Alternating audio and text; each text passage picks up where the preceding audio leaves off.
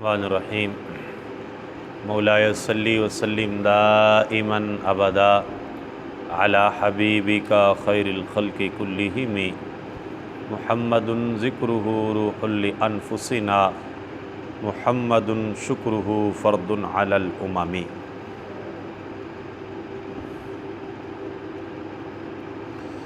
جیسا کہ ہم نے پہلے پڑھا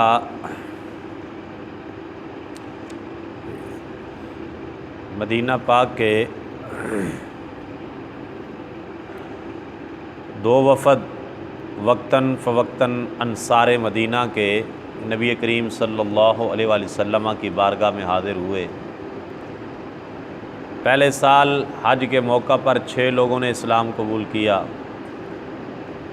اگلے سال وہ 6 لوگ آئے تو ان کے ساتھ مزید 6 لوگوں نے اسلام قبول کیا، 12 لوگوں نے۔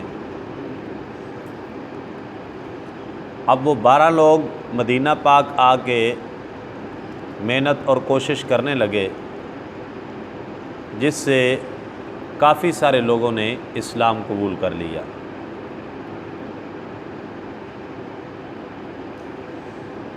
نبی کریم صلی اللہ علیہ وآلہ وسلم کی بارگاہ میں عرض کی گئی، یا رسول اللہ صلی اللہ علیہ وسلم، کوئی ایسا شخص مدینہ پاک بھیج دیجئے جو 9 مسلم لوگوں کو اسلام کی تعلیمات سے آگاہ کرے، انہیں اسلام سکھائے۔ نبی کریم صلی اللہ علیہ وآلہ وسلم نے حضرت مصعب بن عمیر رضی اللہ تعالی عنہ کو مدینہ پاک میں بطور معلم اسلام اور مبلغ اسلام کے روانہ فرما دیا۔ حضرت مصعب بن عمیر رضی اللہ تعالیٰ عنہ کے بارے میں آپ کو یاد ہوگا، ہم پیچھے پڑھ آئے ہیں، مکہ پاک کے امیر ترین آدمی تھے، سب سے مہنگا سوٹ آپ پہنا کرتے تھے، سب سے مہنگی خوشبو آپ لگایا کرتے تھے، جس گلی سے جس راستے سے گزر جاتے گھنٹوں بعد میں خوشبو آتی رہتی اور لوگوں کو پتہ چل جاتا کہ یہاں سے مصعب بن عمیر گزر کے گئے ہیں۔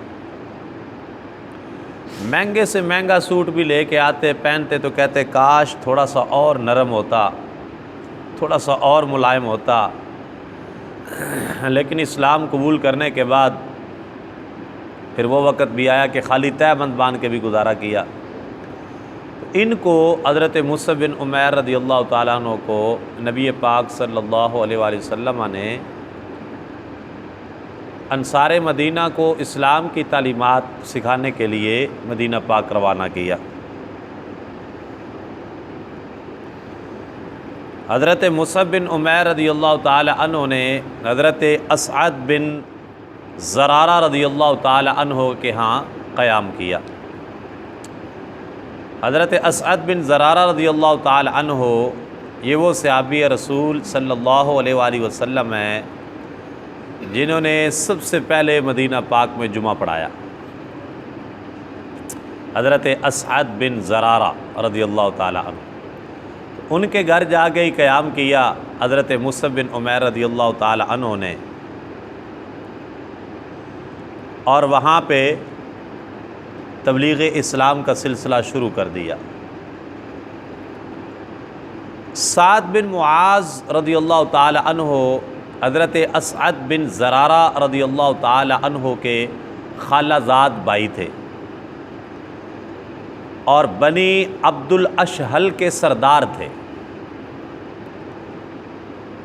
ایک دن حضرت اسعد بن زرارہ اور حضرت مصعب بن عمیر رضی اللہ تعالی عنہما، ان دونوں نے قبیلہ بنی عبد الاشہل کو اسلام کی دعوت دینے کا پروگرام بنایا۔ ان کی آبادی کی طرف جاتے ہوئے راستے میں ایک کنواں آتا تھا، یہ دونوں صحابہ وہاں پر بیٹھ گئے، حضرت مصعب بن عمیر اور حضرت اسعد بن زرارہ رضی اللہ تعالی عنہ، اور آپس میں بات چیت کرنے لگے۔ ان کو وہاں پہ بیٹھا دیکھ کر کچھ اور مسلمان بھی وہاں جمع ہو گئے، اور اچانک ایک محفل سی لگ گئی۔ اسلام کی باتیں ہو رہی ہیں۔ کسی نے سعد بن معاذ کو جا کر اطلاع دے دی کہ بھئی آپ کے علاقے میں تو یہاں پہ کسی نئے دین کی تبلیغ ہو رہی ہے، نئے لوگ آئے ہوئے ہیں اور وہاں پہ کوئی نئے دین کی باتیں ہو رہی ہیں۔ بڑا غصہ آیا کہ بھئی میرے یہ قبیلے کے اندر، میرے علاقے میں، پیغام بھیجا اپنے ایک نامی گرامی شخص تھے، اسید، اور میرا غالب گمان یہی ہے کہ یہ حضرت اسید بن حضیر رضی اللہ تعالی عنہ صحابی رسول ہیں، اور یہ بہت بڑے قاری قرآن تھے۔ حضرت اسید بن حضیر بعد میں بہت بڑے قاری قرآن بنے، اتنے بڑے قاری قرآن بنے کہ ایک رات اپنے گھر میں بیٹھ کے قرآن مجید کی تلاوت فرما رہے تھے۔ ان کا گھوڑا جہاد والا وہ پاس ہی بندھا ہوا تھا، اور بیٹا ان کا چھوٹا وہ کھیل رہا تھا، تو اچانک ان کے گھوڑے نے بدکنا شروع کر دیا، ٹانگیں مارنا شروع کر دیں۔ یہ قرآن پاک کی تلاوت کر رہے تھے، تو انہوں نے تلاوت بند کی اور اپنے بچے کو جا کے پکڑا کہ کہیں پہ گھوڑا لات نہ مار دے۔ پھر تلاوت شروع کی تو پھر وہ گھوڑے نے بدکنا شروع کر دیا، پھر تلاوت بند کی، پھر شروع کی، پھر تو آپ سمجھ گئے کہ یہ میری تلاوت سے شاید ڈسٹرب ہو رہا ہے، تو آپ نے تلاوت روک دی، اور اس کے بعد آسمان کی جانب دیکھا تو ایسے جیسے چراغ آسمان کی جانب ایسے اڑتے چلے جا رہے ہیں، اوپر چھتری نما ایک کوئی چیز ہے وہ آسمان کی جانب جا رہی ہے، اور اس کے اندر چراغ نما کوئی چیزیں ہیں وہ آسمان کی طرف جا رہی ہیں۔ بڑے حیران ہوئے کہ یہ کیا ماجرا ہے۔ صبح نبی پاک علیہ السلام کی بارگاہ میں حاضر ہوئے اور عرض کی، یا رسول اللہ صلی اللہ علیہ وسلم، رات کو یہ ماجرا پیش آیا ہے۔ وہ گھوڑے والا واقعہ بھی بتایا، پھر وہ جو چراغ اور چھتری جو دیکھی تھی۔ نبی پاک علیہ السلام نے فرمایا، اسید آپ جب قرآن مجید کی تلاوت کر رہے تھے نا تو اللہ کی رحمتوں کے فرشتے آپ کے گھر اتر رہے تھے، جو آپ کو نہیں آپ کے گھوڑے کو نظر آ رہے تھے، وہ آپ کی تلاوت کی وجہ سے نہیں، وہ رحمت کے فرشتے دیکھ کے بدک رہا تھا، خوشی سے ناچ رہا تھا۔ تو وہ جو چراغ آپ نے جاتے ہوئے دیکھے نا، وہ اصل در حقیقت وہ اللہ کی رحمتوں کے فرشتے تھے۔ اسید اگر آپ تلاوت کرتے رہتے کانٹینیو رکھتے، وہ فرشتے آتے جاتے، حتیٰ کہ صبح کی روشنی ہو جاتی اور لوگ اپنی آنکھوں سے ان فرشتوں کو دیکھ لیتے۔ یہ تاثیر تھی ان کی تلاوت کلام مجید نے حضرت اسید بن حضیر رضی اللہ تعالی عنہ۔ اب ان کو بھیجا، حضرت سعد بن معاذ نے ان کو بھیجا کہ جاؤ بھائی وہ لوگ کیا کر رہے ہیں، ان کو اٹھا کے آؤ یہاں سے، ان کو کہو چلو جاؤ۔ حضرت اسید جب آئے اٹھانے کے لیے بڑے غصے میں، حضرت سعد کا پیغام لے کر کہا بھائی جب آئے تو حضرت مصعب بن عمیر رضی اللہ تعالیٰ عنہ، حضرت سعد بن زرارہ نے کہا یار بیٹھے بات تو سنیں نا، چلے جاتے ہیں آپ کی مان لیں گے لیکن ہماری بھی تو سن لیں۔ تو آپ نے ان کو بٹھا لیا، پھول چاہیے کچھ حضور ہمیں، آپ ذرا مسکرا کے بات کریں۔ تو آپ نے کہا بھئی کچھ تھوڑے سے بیٹھ کے بات تو سنیں نا، تو پھر کر لیتے ہیں۔ وہ جب بیٹھ گئے، حضرت اسید وہاں پر بیٹھ گئے تو حضرت مصعب بن عمیر رضی اللہ تعالی عنہ آپ نے ان کو اسلام کی دعوت دی اور اسلام کی تعلیمات سے آگاہ کیا، اور سب سے پہلے قرآن مجید کی تلاوت کی۔ تلاوت کرنے کے بعد پھر انہیں اسلام کی تعلیمات سے آگاہ کیا۔ بس پھر قرآن مجید کی تلاوت کا نور تھا، اور کرنے والے حضرت مصعب بن عمیر تھے۔ اخلاص میں ڈوب کے جب تلاوت کی تو دل کی دنیا بدل گئی۔ اب حضرت مصعب بن عمیر اسلام کی باتیں بتاتے جا رہے تھے، اور حضرت اسید کے دل میں انقلاب برپا ہوتا جا رہا تھا۔ جب وہاں سے اٹھے تو مسلمان ہو کے اٹھے، ٹھیک ہے جی۔ کیا تاثیر تھی اس گفتگو میں، کیا اخلاص تھا اس تبلیغ میں، کیا اثر تھا اس تقریر کے اندر۔ تو انہوں نے کہا جی آپ کے دین میں شامل ہونے کے لیے کیا کرنا پڑتا ہے؟ وہ کچھ نہیں کرنا پڑتا، غسل کریں، کپڑے پہنیں، کلمہ پڑھیں، مسلمان ہیں بس، اور کوئی لمبا چوڑا پروسیس تو ہے ہی نہیں ہے۔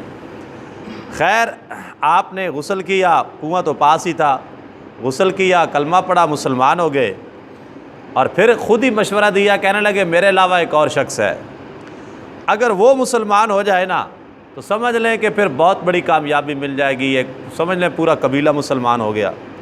کون سا؟ وہ کہنے لگے قبیلہ بنو عبد الاشہل کا جو سردار ہے سعد بن معاذ، ان کو دعوت دینی ہے۔ اگر وہ مسلمان ہو گئے تو سمجھیں پھر بہت بڑی کامیابی مل جائے گی۔ کہا چلیں ٹھیک ہے۔ حضرت اسید اب واپس جاتے ہیں، انہوں نے تو بھیجا تھا کہ جاؤ وہ بندے جو بیٹھے ہیں کنویں پہ ان کو اٹھا کے آؤ۔ اب اٹھانا کیا تھا، وہ کسی نے کیا خوب کہا، سودا لینے بازار گئے، ہاتھ اس کے بکے جس کے خریدار گئے۔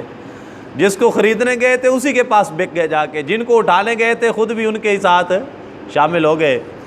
اب انہوں نے کہا کہ جناب واپس گئے، جب واپس گئے تو انہوں نے کہا ہاں بھائی وہ کیا کوئی ان سے بات چیت ہوئی، اٹھائے ان کو؟ ان کا جی وہ ہاں اٹھا تو آیا ہوں، میں نے جا کے ان سے بات چیت کی ہے، تو بظاہر تو مجھے ان کی باتوں میں کوئی ایسی خرابی محسوس نہیں ہوتی ہے، باتیں تو معقول لگتی ہیں۔ ہاں البتہ مجھے یہ پتہ چلا ہے کہ بنو حارثہ جو ہیں وہ تمہارے خالہ زاد بھائی اسد کو قتل کرنے کے لیے نکل کھڑے ہیں۔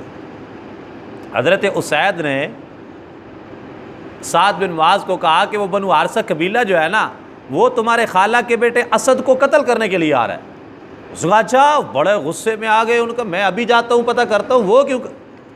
مقصد تو یہ تھا کہ ان کو کسی طریقے ادھر بھیجیں، یہ بھی جائیں نہ ذرا ادھر۔ جو کچھ میں نے سنا ہے اپنی کانوں سے سنے، اپنے آنکھوں سے دیکھے تو پھر پتہ چلے گا۔ اب جب وہاں پر جا کر دیکھا تو حضرت اسد جو ہے وہ تو مطمئن بیٹھے تھے اور بنی حارثہ کا کہیں نام و نشان نہیں تھا۔ اسد بن زرارہ یہ ان کے خالہ کے بیٹے تھے حضرت سعد بن معاذ کے، تو ان کے بارے میں کہا کہ ان کو قتل کر رہے، وہ قتل کرنے تو کوئی نہیں ہے، وہ تو آرام سے بیٹھے ہوئے تھے وہ کنویں کے پاس۔ یہ بھی وہاں پر گئے اور ان کو پتہ چل گیا کہ وہ مجھ سے انہوں نے غلط بیانی کی ہے، مجھے ادھر بھیجنے کے لیے انہوں نے یہ جو ہے نا وہ بنایا پروگرام۔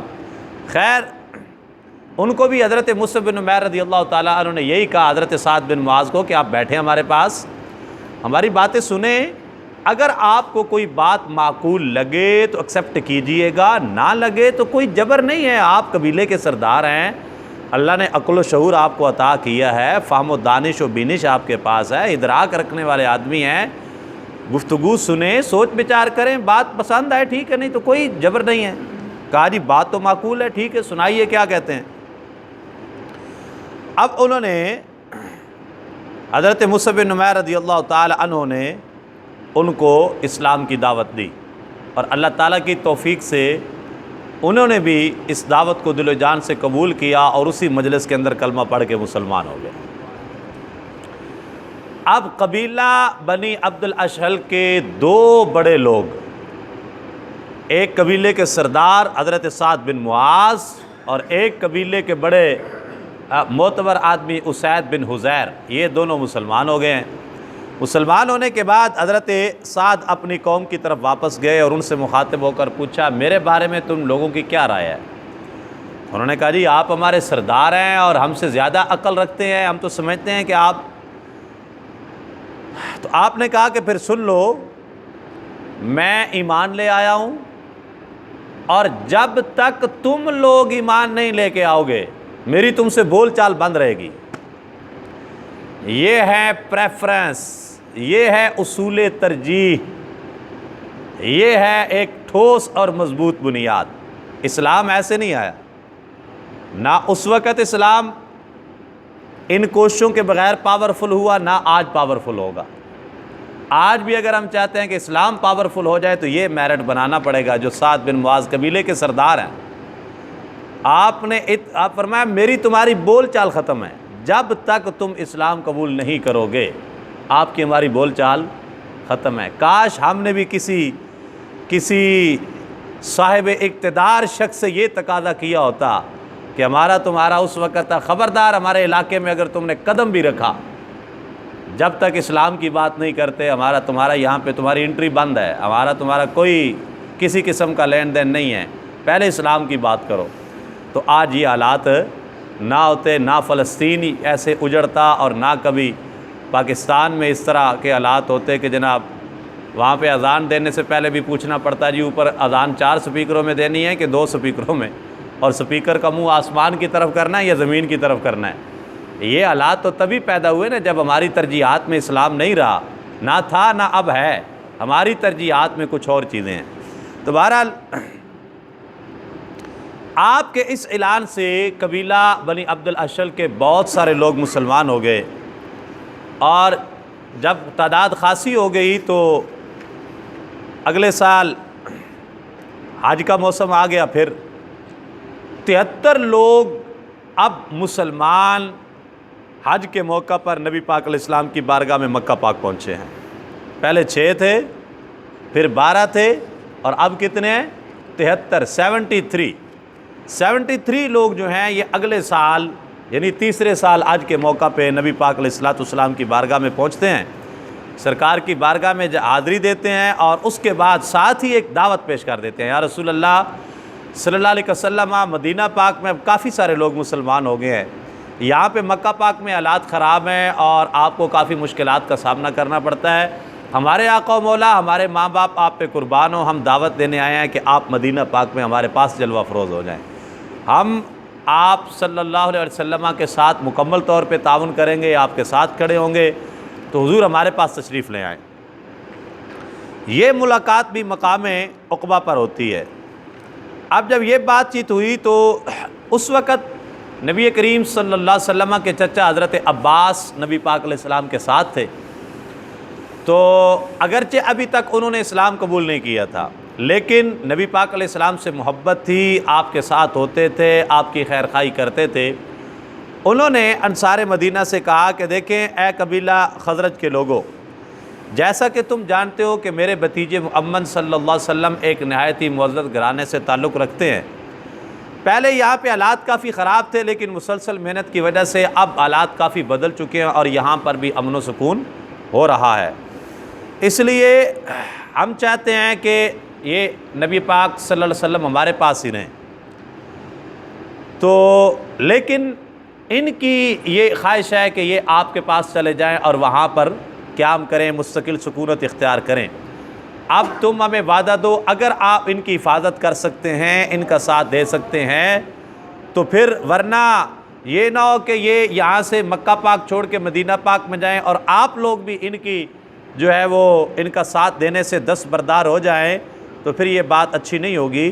تو حضرت عباس کی یہ تقریر سن کر انصار مدینہ نے کہا کہ ہم نے آپ کی باتیں سن لی ہیں، اور آپ جو چاہیں ہم سے جس قسم کا مرضی وعدہ لے لیں، بیعت لے لیں، ہم نبی پاک علیہ السلام کے ساتھ کھڑے ہیں۔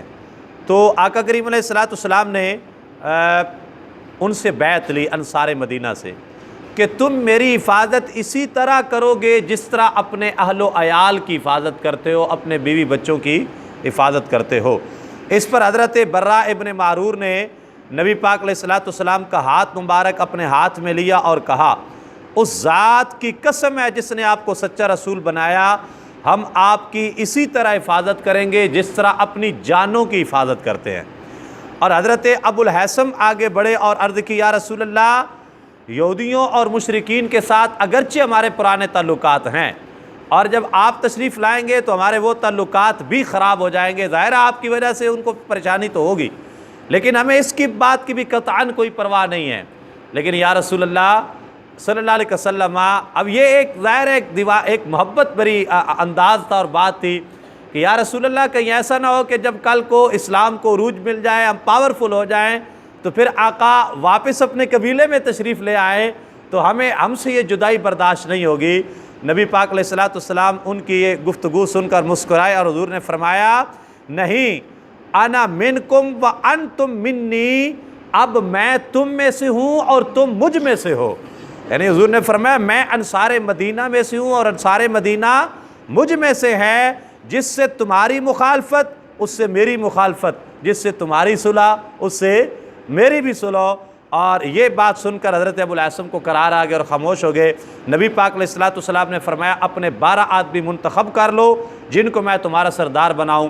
انہوں نے 12 آدمیوں کے نام دیے، نبی پاک علیہ السلام نے ان کا سردار مقرر کیا، اور اس کے بعد آقا کریم علیہ السلام نے اپنے صحابہ کو ہجرت مدینہ کا حکم ارشاد فرما دیا کہ اب لوگ آپ آرام سے جا کے مدینہ پاک میں وہاں پہ آپ سکونت اختیار کر سکتے ہیں۔ تو سب سے پہلے ہجرت کرنے والے جو شخص تھے وہ حضرت ابو سلمہ تھے۔ حضرت ابو سلمہ نے سب سے پہلے ہجرت کی، آپ کے ساتھ آپ کی بیوی تھی اور ایک چھوٹا سا ننھا منھا بیٹا تھا آپ کا۔ جب آپ جانے لگے تو آپ کے سسرال والے جو تھے وہ آ گئے اور انہوں نے کہا کہ جناب ہم اپنی بیٹی کو نہیں جانے دیں گے، تم نے جانا ہے تو جاؤ، ہماری بیٹی ہجرت کر کے نہیں جائے گی۔ جب وہ اپنی بیٹی کو لے گئے تو آپ کے میکے والے آ گئے، انہوں نے کہا یہ تمہارا بیٹا ہمارے خاندان کا لڑکا ہے، یہ بھی نہیں جائے گا، تم نے جانا ہے تو جاؤ۔ اللہ اکبر! الہی کیا چھپا ہوتا ہے اہل دل کے سینوں میں، کیسی محبت تھی، کیسا! اب ان کو تھا کہ بیوی اور بچے کی محبت جو ہے نا وہ تو غالب آ جائے گی، کس طرح پھر اپنی بیوی کو اور اپنے بچے کو چھوڑ کے جائیں گے؟ لیکن قربان جائے ان صحابہ کی قربانیوں پر، یہ اسلام کو عروج ایسے نہیں ملا۔ آج ایسے ہی کوئی بندہ جس کو منہ دھونے کا بھی پتہ نہیں ہے اٹھ کے بات کرے جی ایسے تھا تو یہ تھا تو وہ تھا فلاں تھا، اسے کہے آپ اپنی تحقیق اپنے پاس سنبھال کے رکھیں۔